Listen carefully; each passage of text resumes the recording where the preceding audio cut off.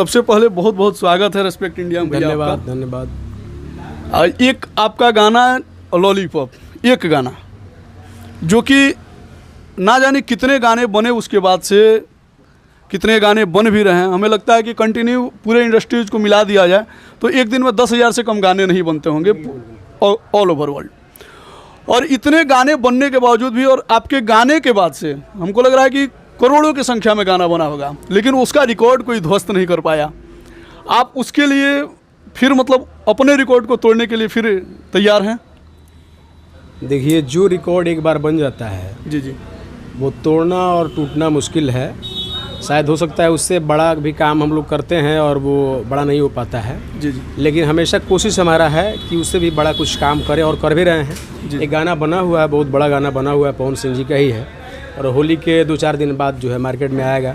और मैं उम्मीद करता हूँ दर्शकों से भी और श्रोताओं से कि उस गाने को भी लॉलीपॉप से आप ऊपर दुलार और प्यार दीजिए। जाहिद भैया, मतलब थावे से, ठीक ना, थावे से बॉम्बे तक का सफ़र कैसे संभव हो पाया था? देखिए, हमारे इंडस्ट्रीज़ में, भोजपुरी इंडस्ट्रीज़ में जो भी आता है नया कलाकार, उसका सपना है अपने गांव से मुंबई तक का सफ़र तय करना। जी जी, तो मैंने भी वही किया और मेहनत किया। हम लोगों ने एक टीम बनाया और गाने के माध्यम से हम लोगों ने ऊंचाई को प्राप्त किया और मुंबई पहुंच गए। लॉलीपॉप ही है माध्यम जो मुंबई पहुंचाया। जाहिद अख्तर केवल बॉम्बे तक नहीं, विश्व तक पहुँचे हैं। इस बात का कितना गट्स रहता है? ये तो लोगों का प्यार है जो अपने दिलों में बसा के रखे हुए हैं। पूरे विश्व में गाना चल रहा है, बज रहा है। बड़ी खुशी होती है कि विश्व के लोग भी जो भोजपुरी नहीं जानते हैं वो भी भोजपुरी को सुनते हैं और लॉलीपॉप के माध्यम से अपना दुलार प्यार देते हैं। सबको बहुत बहुत धन्यवाद, आप लोगों ने अपने दिल में बसाया भोजपुरी को। भैया, शुरुआत आपने कब की थी? शुरुआत तो बहुत पहले का है। हमको लग रहा है कि 98-99 में किए थे शुरुआत। भैया, जब आपने शुरुआत किया था तो क्या ये सोच के शुरुआत किया था कि मैं विश्व स्तर पे जाऊंगा? नहीं, ऐसा मैंने कुछ सोच के शुरुआत नहीं किया था। बस मुझे ये था कि मुझे अपने नाम का पताका लहराना है। जी जी, और मैंने काम को शुरू कर दिया। मैं तो जब इंडस्ट्री में एंट्री किया था और पहला गाना लिखा वही सुपर हिट हुआ। मुझे लग रहा है कि लोग स्ट्रगल करते हैं, मैंने भी स्ट्रगल किया है, लेकिन मैंने जितना बार स्ट्रगल किया है वो बड़ा बड़ा हिट होता ही गया। जब मैं आया और जो भी गाना किया जिस कलाकार के साथ, तो बड़ा हिट होता है चला गया और हिट का जो है लाइन ही लग गया, समझिए। हिट का लाइन? हाँ। वो कौन सा गाना था पहला? हे माई रिकॉर्ड किए थे हम, राधेश्याम रसिया का। जी, वो गाना था, उसमें बाड़ू शेर पे सवार शेरा वाले, बहुत सारे लोग नहीं जानते भी होंगे। उसमें एक गाना था, आप लोगों के दिमाग में बसा हुआ है, मैं गा के सुनाता हूँ ताकि आपको पता चले। जी जी, वो गाना था, बाड़ू शेर पे सवार शेरा वाली हो, बाड़ू शेर पे सवार शेरा वाली हो, ताहार महिमा परम्पार मेहरा वाली हो, बाड़ू शेर पर सवार शेरा वाली हो। अब आप कैसे जानेंगे ये मेरा लिखा हुआ गाना है। उस ज़माने में गीतकार जो है, आज भी चलता है, खैर मैं नहीं चलाता हूँ, गीतकार अपने गानों में नाम डाला करते थे कि लास्ट अंतरा में गीतकारों का नाम आता था, तो इससे पता चलता था कि ये गाना किस गीतकार का लिखा हुआ है। जी जी, बहुत लोग इस गाने के बारे में नहीं जानते होंगे, तो बता दें, उसमें नाम भी आप जब सुनेंगे उस पूरे गाने को, तो लास्ट में नाम भी मेरा वो है कि जाहिद के पुकार सुन के जल्दी से आओ, अनैया मझधार बा के बचाओ, और रसिया राधे श्याम के हाथ बाटे खाली हो, बाड़ू शेर पे सवार शेरा वाली हो। ये स्टार्टिंग का मेरा गाना था और पहला ही गाना बहुत बड़ा हिट रहा। और पर राधेश्याम रसिया का जीवन का पहला एल्बम भक्ति का वही था। अच्छा भैया, एक चीज़ और, अध्यात्म से लेकर ऑर्केस्ट्रा तक पहुंच पाना कितना मुश्किल कितना आसान था? जैसे कि आपने बताया कि आपका पहला गाना भक्ति हिट हुआ था, ठीक है, और उसके बाद से एक बिगेस्ट आपका हिट गाना जिसको लॉलीपॉप बोला जाता है, तो एक भक्ति विचारधारा वाला आदमी इतना बड़ा गाना कैसे मतलब लिख दिया? देखिए, गीतकार के लिए विचारधारा का ये नहीं है। गीतकार को जो चीज़ जिस मुद्दे पे लिखने को मिलता है वो लिखता है, और यही सबसे बड़ा चीज़ है कि आपको जो मुद्दा दिया जाए और बखूबी आप उस चीज़ में उतर जाएं, यही गीतकारी है। फिल्मों में प्रोड्यूसर जो है आपको अगर दे रहा है ऑनलाइन कुछ, अगर लिखने के लिए अगर आपको मुद्दा दे रहा है, अगर आप उस पर खड़े उतर जा रहे हैं, यही गीतकारी है। तो मुझे देवी गीत लिखने के लिए बोला गया, मैंने उसमें जो है इतिहास बनाया। बहुत बड़ा बड़ा गाना मेरा गाना है, सिर्फ वही नहीं है, गाना पवन जी का था, बहुत बड़ा गाना है, माई डोली चढ़ी चल्ली से वो घरवा। मुझे लगता है उससे बड़ा गाना कोई भक्ति का है भी नहीं, बहुत बड़ा गाना है वो। तो भक्ति में भी वही है, लोकगीत में भी वही है, फिल्मों में भी बहुत सारा गाना लिखे, एक से एक हिट गाना मेरा है। तो मुझे जो मिलता है लिखने के लिए उस पर मैं खरा उतरने का कोशिश करता हूँ और उतरा भी हूँ। भैया जैसे कि नाम आपका जाहिद अख्तर है, ठीक है, आपको बचपन से तालीम मतलब कुरान वगैरह की दी जाती है, उर्दू की तालीम दी जाती है, फिर मतलब एक हिंदू धर्म का गाना और इतना बिगेस्ट गाना, इतना बड़ा बड़ा गाना लिख देना कितना मुश्किल हुआ होगा आपके लिए? क्या आपको धर्म ग्रंथ पढ़ने पड़े होंगे इन सब चीज़ों को लिखने के लिए, या फिर एक दिल का उद्गार था? ये सवाल आपने अच्छा किया।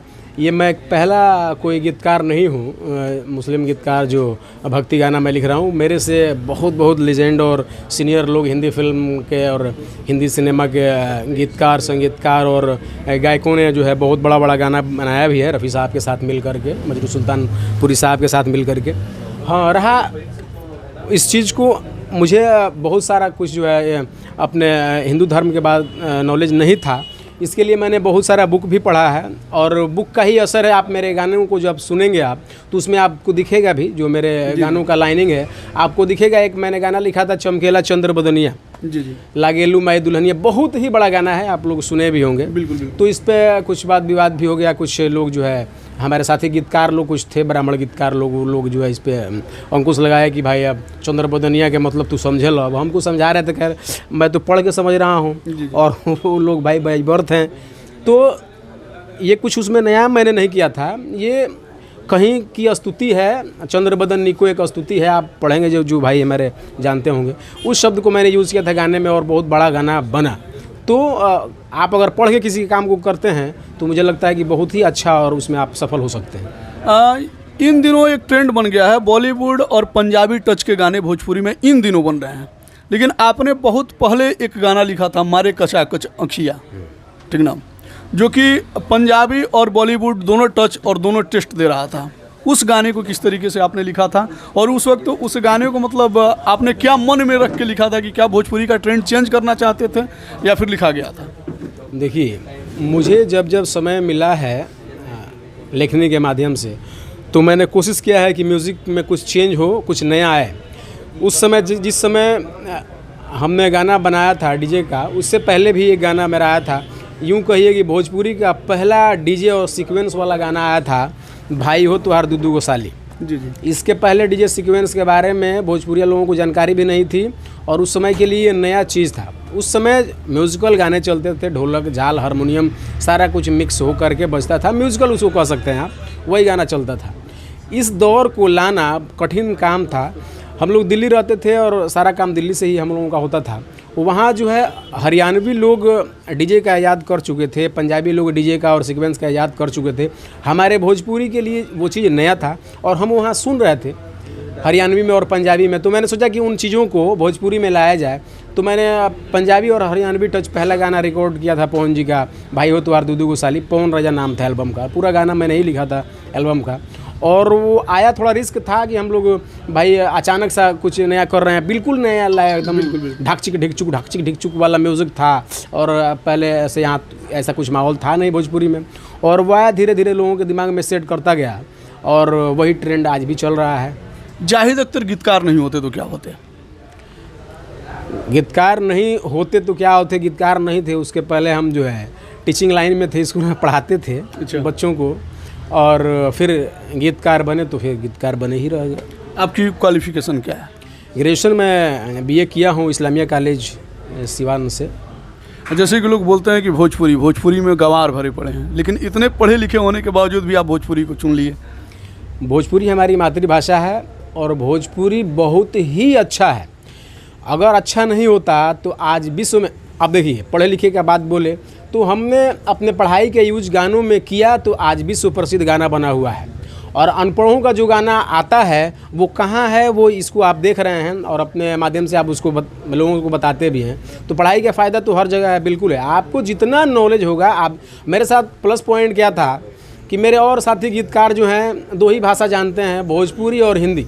जी। और मेरे साथ क्या है कि मुझे भोजपुरी भी आता है, हिंदी भी आता है, उर्दू खूब अच्छा आता है जिनका मैंने यूज किया है, अपने गानों में भी यूज किया है, अंग्रेजी भी आता है जिसका यूज मैंने गानों में किया है। आप लिपस्टिक वाला गाना सुनेंगे उसमें हिंदी, भोजपुरी, अंग्रेजी और उर्दू इन सारे शब्दों का मतलब यूज आप उसमें आपको मिलेगा। सबको मिला करके मैंने बनाया था, इसलिए वो गाना हर जगह के लोग सुनते हैं।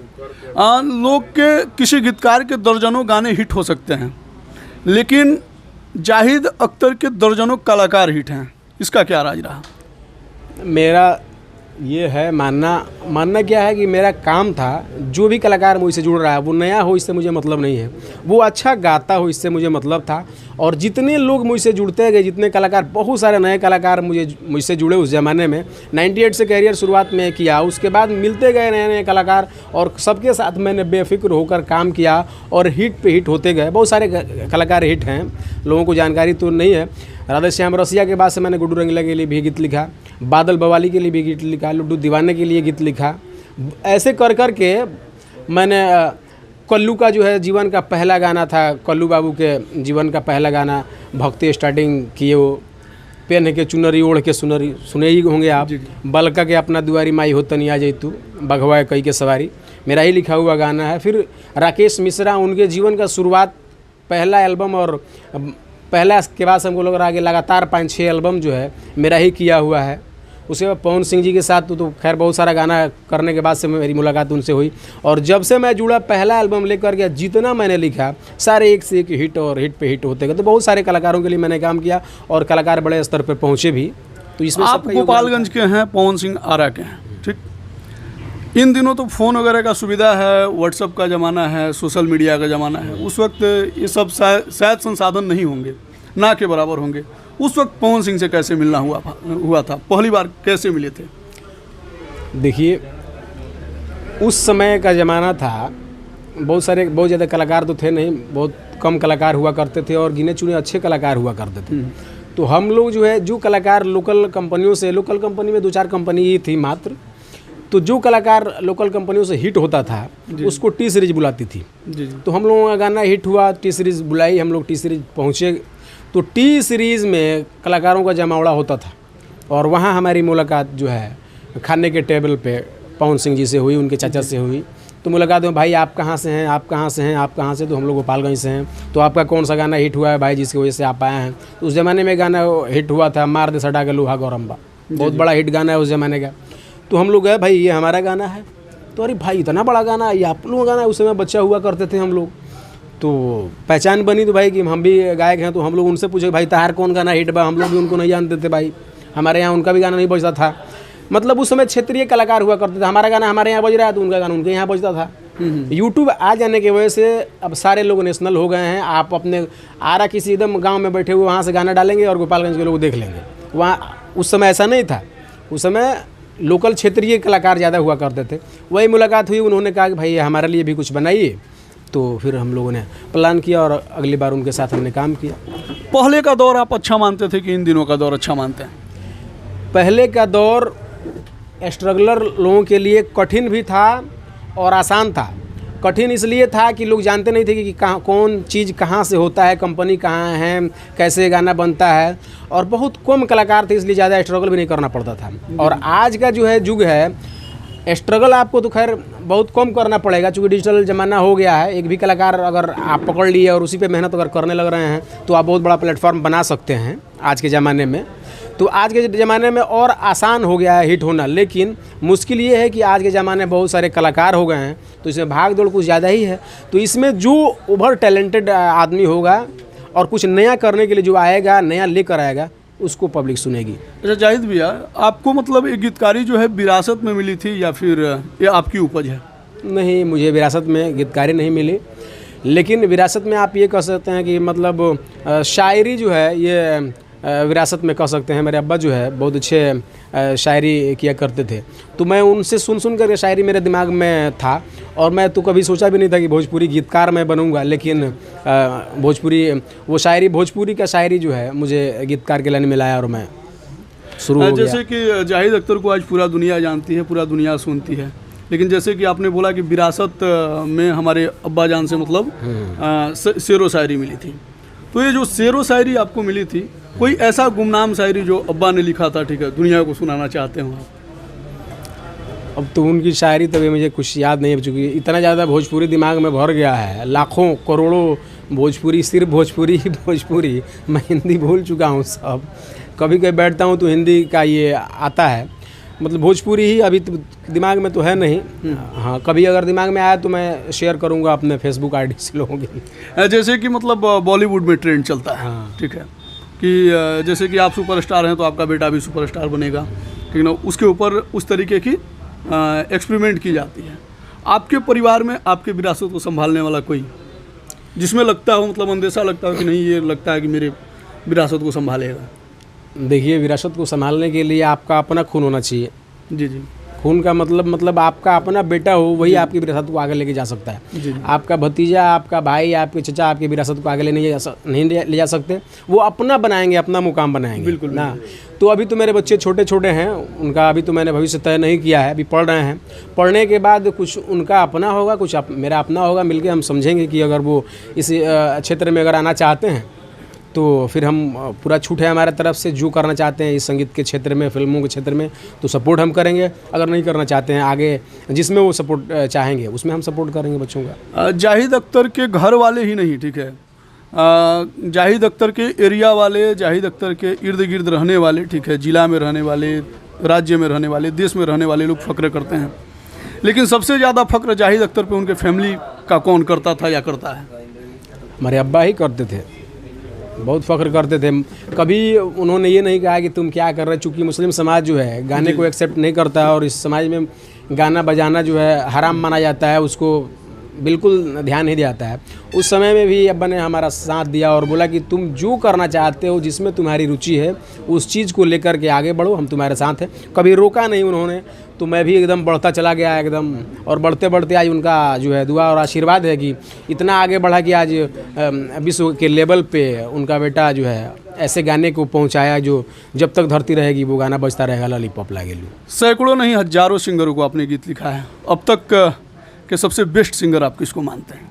ये कह के मैं फंसूंगा नहीं, क्योंकि सारे बेस्ट हैं सभी।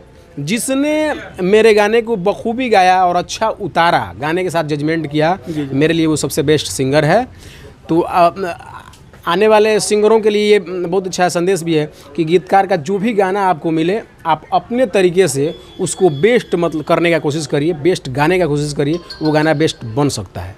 सवाल बहुत सारे हैं, ठीक है, शायद अगर सवाल मैं करूं तो महीनों लग जाएं आपसे सवाल करते करते, और आप जवाब देते देते थक जाएं, ठीक है ना। काफ़ी लंबा इंटरव्यू हो गया, क्षमा चाहेंगे। जाते जाते दर्शकों को क्या कहना चाहेंगे, और अपने जीवन का मतलब ऐसा गाना जिसको आप हर वक्त गुनगुनाना चाहते हो वो गुनगुना दीजिए।